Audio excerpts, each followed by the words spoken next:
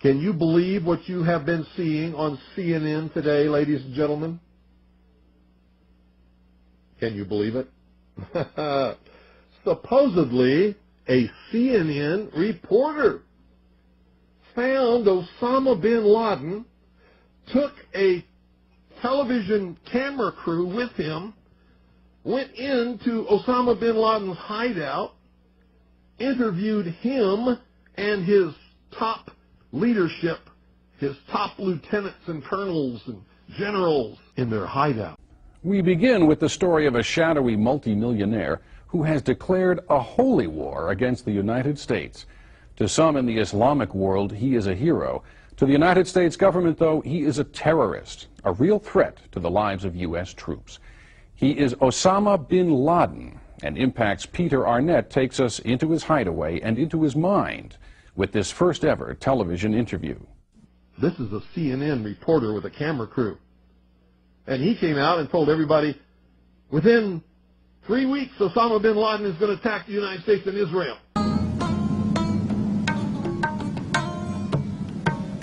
Amidst these remote mountains of Afghanistan are the various hiding places of one of the world's most wanted men,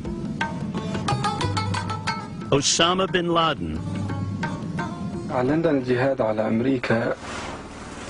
We declared a jihad, a holy war, against the United States government because it is unjust, criminal, and tyrannical. Now, don't you think that's kind of strange, folks? You see, because the largest intelligence apparatus in the world, with the biggest budget in the history of the world, has been looking for Osama bin Laden for years and years and years, and can't find him. The FBI also, under the leadership of Louis Freeh, has been looking for Osama bin Laden for years and years and years and years and years and many years, and can't find him. Some doofus, jerk-off reporter with a camera crew waltzes right into his hideout and interviews him. A year ago, bin Laden took refuge here in Afghanistan. Afghanistan is perhaps the only country in the world that will accept him. Our quest to meet bin Laden begins in Peshawar, Pakistan, and then across the Khyber Pass to Jalalabad, Afghanistan, where we wait for several days. Finally, bin Laden's media advisor arrives. We are allowed to take our lights and sound equipment, but not our camera. There have been assassination attempts against bin Laden, and his security force worries our camera might contain a tracking device that would give away his location. The interview will be conducted with their camera. As best as we can reconstruct it, this is the route that we took to meet bin Laden. We are put in a minivan with curtained windows and drive west. As night falls, we move to a four-wheel drive vehicle that makes its way up a rough mountain path past checkpoints manned by heavily armed men. We are searched and electronically scanned to ensure that we're not carrying a tracking device. About 5,000 feet up is a small hut. We are allowed about an hour and a half with bin Laden. We have submitted questions in advance. He agrees to answer most of them, but does not allow follow-up questions. Mr. bin Laden, you have declared a jihad against the United States. Can you tell us why? The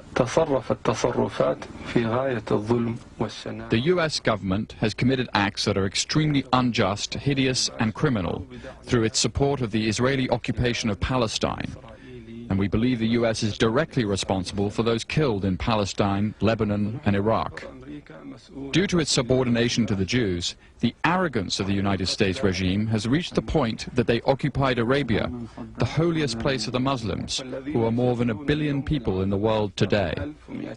For this and other acts of aggression and injustice, we have declared jihad against the U.S.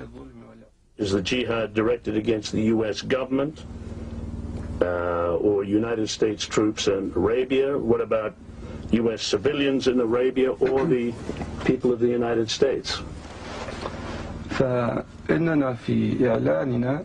We have focused our declaration of jihad on striking at the U.S. soldiers inside Arabia, the country of the two holy places, Mecca and Medina. In our religion, it is not permissible for any non-Muslim to stay in Arabia. Therefore, even though American civilians are not targeted in our plan, they must leave. We do not guarantee their safety. Now, that tells us two things. Either everyone in the intelligence community and all of the intelligence agencies of the United States government are blithering idiots and incompetent fools, including the entire apparatus of the FBI and all of their personnel, or they're lying to us. They're not looking for him at all. And the second is the truth. You see, the CIA created Osama bin Laden.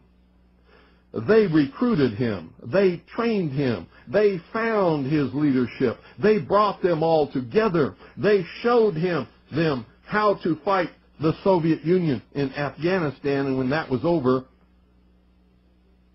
they still continued to fund him and train him, and they're now using him to help bring about world government by making him the big boogeyman, because they can't use Saddam Hussein anymore. Did you ever hear of Osama bin Laden before you heard of Saddam Hussein?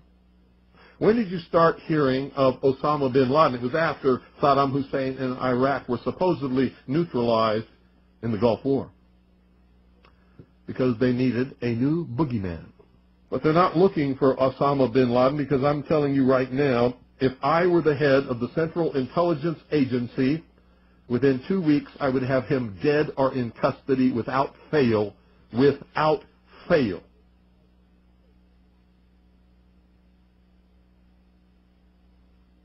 If I had those assets and that money, he would be mine. I would own his terrorist ass within 2 weeks without fail.